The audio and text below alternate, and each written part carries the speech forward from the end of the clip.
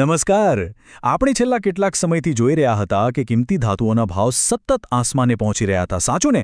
પણ 23 મેના રોજ અચાનક જ આ તેજીને એક બ્રેક વાગી ગઈ છે. આજના આ વિશ્લેષણમાં આપણે એ જ સમજવાના છીએ કે આ ઘટાડો ખરેખર કેટલો મોટો છે અને બજારમાં આટલી ઝડપી હલચલ પાછળ કયા કારણો જવાબદાર છે. ચલો સીધી વાત પર આવીએ. તો શરૂઆત કરીએ આ આંકડાથી. 2,84,900 રૂપિયા 23 મેની સવાર સુધીમાં નોંધાયેલો ચાંદીનો પ્રતિ કિલોગ્રામનો આ નવો ભાવ છે. જે લોકો કિંમતી ધાતુઓના બજાર પર સતત નજર રાખે છે તેમના માટે આ આંકડો ખરેખર એક મોટો ઝટકો છે. કારણ કે આ કોઈ નાનો સૂનો ફેરફાર નથી, પણ ચાંદીના ભાવમાં આવેલો એક સીધો અને સ્પષ્ટ ઘટાડો છે. આ ઘટાડાની તીવ્રતા કેટલી છે તે સમજવા માટે જરા ભૂતકાળ પર નજર કરીએ. જાન્યુઆરીની ટોચ પર ચાંદીનો ભાવ 4 લાખ રૂપિયા પ્રતિ કિલોગ્રામના ઐતિહાસિક આંકડાને પણ વટાવી ગયો હતો. બસ એ જ આંકડાને આજના 2,84,900ના ભાવ સાથે સરખાવી જુઓ. આ બે આંકડા વચ્ચેનો આટલો મોટો તફાવત જ બતાવે છે કે બજાર ત્યારે કેટલું અસ્થિર છે. આ તો જાણે એકદમ રોલર કોસ્ટર રાઇડ જેવું જ થઈ ગયો. હવે સોના તરફ વળીએ એ પહેલાં દુનિયાભરમાં ચાંદીની શું સ્થિતિ છે એ જાણવું પણ એટલું જ જરૂરી છે.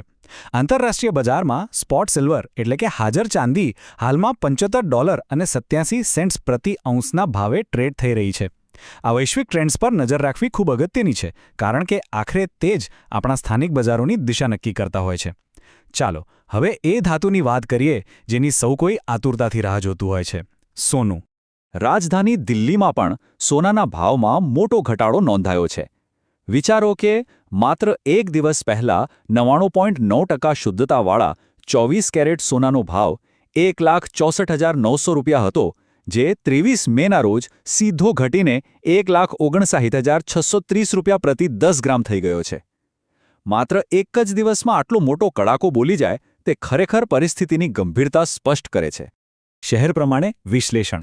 હવે સવાલ એ થાય કે શું આ ઘટાડો માત્ર દિલ્હી પૂરતો જ સીમિત છે? તો ના, ભારતભરમાં આ ઘટાડાનું મૂલ્યાંકન કરવું પણ એટલું જ જરૂરી છે.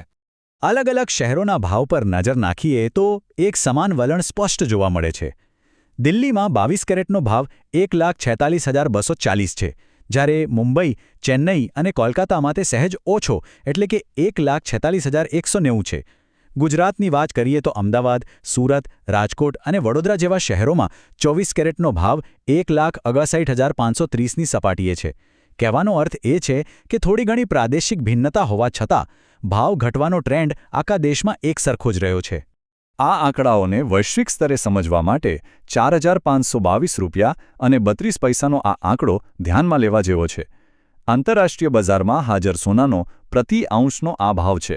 આપણે હમણાં જે સ્થાનિક બજારોની વાત કરી તેને સાચા પરિપ્રેક્ષ્યમાં સમજવા માટે આ આંતરરાષ્ટ્રીય આંકડો જાણવો બહુ જરૂરી બની જાય છે, કારણ કે વૈશ્વિક બજારમાં જે કંઈ પણ વધઘટ થાય છે તેની સીધી અસર આપણા સ્થાનિક આર્થિક પ્રવાહો પર પડતી જ હોય છે.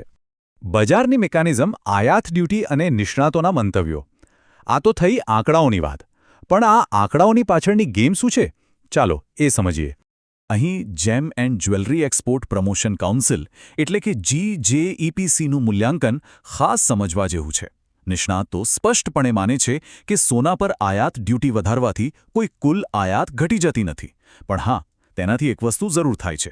સ્થાનિક બજારમાં ભાવ સીધા જ ઊંચકાઈ જાય છે, અને જ્યારે ભાવ અચાનક વધે ત્યારે તેની સીધી અને નકારાત્મક અસર ભૌતિક માંગ પર પડે છે. ટૂંકમાં કહીએ તો લોકો ટૂંકા ગાળા માટે સોનું ખરીદવાનું ટાળવા લાગે છે. અને આ બાબત બજારને સ્થિર કરવાના બે અલગ અલગ રસ્તાઓ કેટલી સુંદર રીતે દર્શાવે છે. એક તરફ સરકારની અત્યારની પદ્ધતિ છે, જેમાં આયાત પર ટેક્સ કે ડ્યુટી વધારી દેવામાં આવે છે. પણ બીજી તરફ આપણા સ્થાનિક જ્વેલરી રિટેલર્સ કંઈક અલગ જ સૂચવે છે. તેમનું દ્રઢપણે માનવું છે કે માત્ર ટેક્સ વધારવાના બદલે જો દેશમાં લાવવામાં આવતા સોના ચાંદીના વાસ્તવિક જથ્થાને જ કંટ્રોલ કરવામાં આવે તો તે બજારને બેલેન્સ કરવાનો વધુ સારો અને અસરકારક રસ્તો બની શકે છે. આ બધી જ દલીલો જોયા પછી એક બહુ જ મોટો પ્રશ્ન ઊભો થાય છે: શું માત્ર ટેક્સ વધારવાને બદલે આયાતના જથ્થાને સીધી રીતે નિયંત્રિત કરવો એ સામાન્ય ખરીદનારને ભાવની આ અસ્થિરતાથી બચાવવા માટેનો શ્રેષ્ઠ ઉકેલ બની શકે? આ એક એવો પ્રશ્ન છે જે ભવિષ્યની આર્થિક નીતિઓ ઘડતી વખતે ચોક્કસથી વિચારવો રહ્યો. આજના આ વિશ્લેષણમાં બસ આટલું જ. આશા છે કે આ માહિતીથી બજારના આ જટિલ વલણો સમજવામાં એક નવી દ્રષ્ટિ મળી હશે.